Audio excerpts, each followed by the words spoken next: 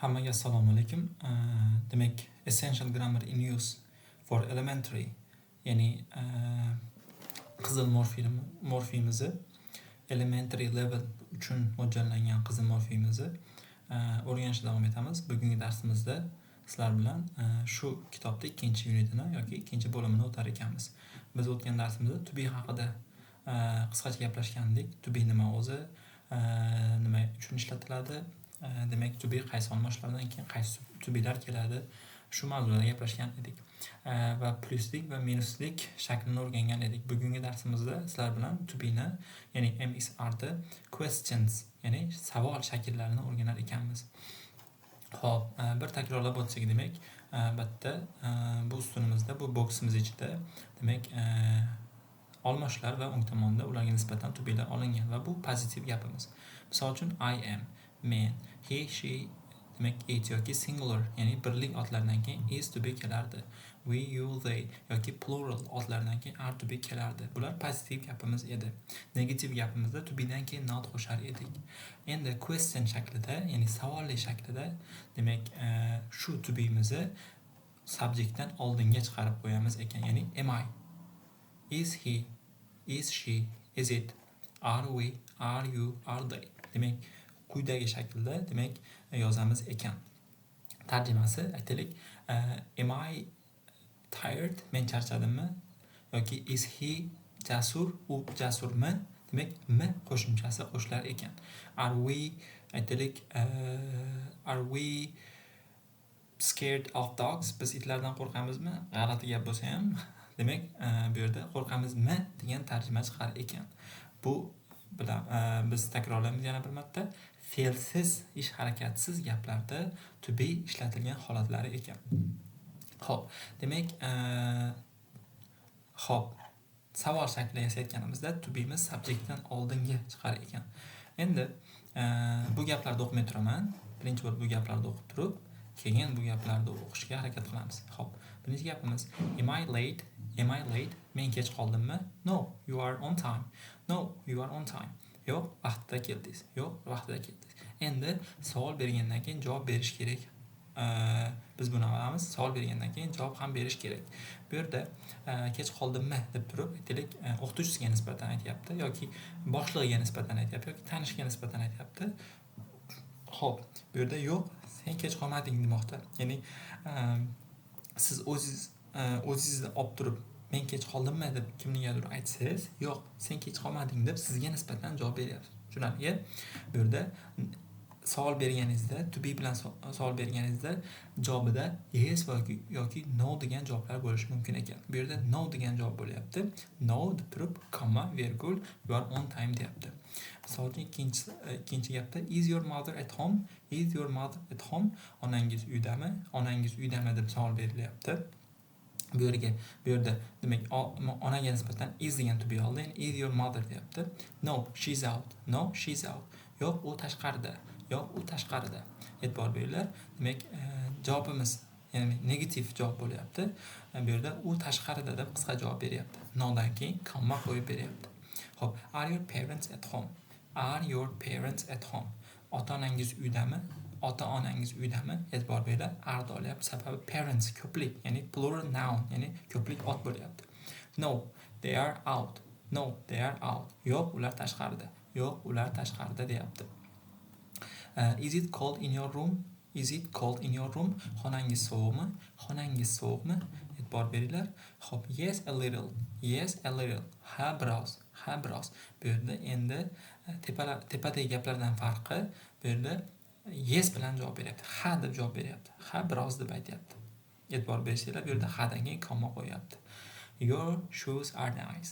Your shoes are nice. Demak, oyoq kiyimingiz chiroyli ekan yoki zo'r ekan degan gap oyoq kiyimingiz chiroyli yoki zo'r ekan degan tarjima qilsak, bu yerda shoes, ya'ni plural noun bo'lgani uchun, ya'ni ko'plik ot bo'lgani uchun are olyapti. Endi are they new? Are they new? Ular yangimi? Ular yangimi deb tarjima qilamiz. Hop. We say, biz aytamiz, is she at home? Is she at home? Is your mother at home? Is your mother at home? Not is at home your mother. not is at home your mother. Demak, bu yerda gaplarda so'zlarda qaysi so'zdan keyin, qaysi so'zdan oldin qo'yilishiga e'tibor bering demoqchi. Ya'ni kim birinchi to be, keyin gapimizni subjekti yoki egasi va gapimizni qolgan qismi demoqda. Ya'ni gapimizni aytaylik, qolgan to'ldiruvchi qismi bo'lyapti bu yerda. Yoki gapimizni qo'shimcha qismi bo'lyapti. Bu yerda isdan keyin gapimizni qo'shimcha qismini qo'yib, keyin subjektni qo'ymang demoqchi. U qilsangiz, unaqa qilsangiz gapingiz xato bo'ladi demoqchi. Xo'p, are they new? Are they new? Ular yangimi? Are your shoes new? Are your shoes new? Oyoq kiyimingiz yangimi? Bu yerda ham are new your shoes degan gap xato demoqchi. Endi biz savol tuzayotganimizda birinchi uslubi to be bilan tuzsak bo'ladi. Ya'ni birinchi to be, gapimiz subjekti, keyin gapimiz qolgan qismi. Endi ikkinchi uslubi bor. Demak, ha yoki yo'q javobini talab qilmaydigan savol turlarimiz bor. Bular w yoki h bilan boshlanadigan savol turlarimiz. W yoki h bilan boshlanadigan savol turlarimiz. Misol uchun ulardan quyidagilar. Misol uchun where, qayer, where, qayer, what, nima, what, nima, who, kim, how, qanaqa yoki qanday, why, nimaga. Why nimaga? Bular yo W so'zi bilan, harfi bilan yoki H harfi bilan boshlanadi. Sababi bularda biz buni bitta gap bilan, demak WH questions deb qo'yamiz quyidagi so'zlarda. Demak, bular to be dan ham oldinga kelar ekan. To be dan ham oldinda. Demak, bu savol turlarimiz ha yoki yo'q degan javob talab qilmaydi. Shunchaki bunga oddiy javob berishingiz kerak bo'ladi. Bular to be dan oldinga keladi, to be dan ham oldinda keladi. Ya'ni birinchi shu savol turi, keyin to be, keyin gapimiz subject qismi, keyin gapimiz qolgan qismi keladi. Misol uchun, where is your mother? Where is your mother? Onangiz qayerda? Onangiz qayerda? Is she at home? Is she at home? U uydami? U uydami? Qaranglar, bu yerda ikki xil savol turi bor. Bittasi WH bilan, ikkinchisi to be bilan boshlangan savol turi. Aytaylik, chap tomondagi savol turiga ha yoki yo'q degan javob talab qilmaydi. Sababi onangiz qayerda degan savol bersa, siz ha uyda demaysiz, to'g'rimi? Onam uyda deysiz, to'g'rimi? Endi u uydami deb savol bersa, ha uyda yoki yo'q uyda emas deb javob berasiz. Farqi shunda. Xo'p, where are you from? Where are you from? Qayerdansiz? Qayerdansiz? Canada. Demak, bu yerda where are you from bu savol, Canada bu javob. Ya'ni javobda qaranglar, yes, I am from Canada demayapti. Shunchaki Canada deb javob beryapti. What color is your car? What color is your car? Mashinangiz qanday rangda? What color is your car? It's red. U qizil. Javobida ham yes, it's red demayapti. O'rniga shunchaki it's red deb javob beryapti. How old is Joe? Joe necha yoshda? He's 24. U 24da. How are your parents? Otanangiz qanday? Ya'ni sog'liqlari yaxshimi degan ma'nosi bor yoki bizni demak tilda shunaqa sizdan bo'ladi. Are they well? Ular yaxshimi? Demak, these shoes are nice. Bu oyoq kiyimlar chiroyli. Bu oyoq kiyimlar zo'r yoki how much are they? Ular qancha? Ya'ni necha pul degan ma'nosi bor yoki ular qancha? Bu yerda ham how much are they deyapti. This hotel isn't very good. Bu mehmonxona yaxshi emas. Why is it so expensive? Nimaga u bunchalar qimmat? Bu yerda is degan to be ni olyapti, sababi itga nisbatan, ya'ni hotelga nisbatan olyapti. Endi bu WH bilan boshlangan demak savol turlarimiz ham qisqarib to be bilan qisqarib kelishi mumkin ekan. Misol uchun what is the biz what's desak bo'lar ekan. Yoki who is the who's desak bo'lar ekan. How is the how's desak bo'lar ekan. Demak, where is the where's desak bo'lar ekan. Misol uchun what's your time? Ya'ni soat necha bo'ldi? O'zi aslida what is the time? Who's that man? Anavi odam kim? Anavi erkak kim yoki who is that man edi? Buni to'liq shakli. Where is Lucy? Lucy qayerda? To'liq shakli where is Lucy? How's your father? to'liq shakli how is your father? Otangiz qanday? Eng ko'p tarqalgan savol turi yoki what is your name? To'g'rimi? What is your name? Ismingiz nima? Uni qisqartirib what's your name? What's your name deymiz, to'g'rimi? Xuddi shu savol turi WH bilan boshlangan savol turi. Endi short answers, qisqa javoblar, short answers, qisqa javoblar. Demak, savol berdingizmi? Javobni ham berishingiz kerak bo'ladi. Bu yerda to be bilan boshlangan savol turlariga, demak, javob berish uslubi sababi yes yoki no bilan tugayapti bitta javoblari. Birinchisi pozitiv javob.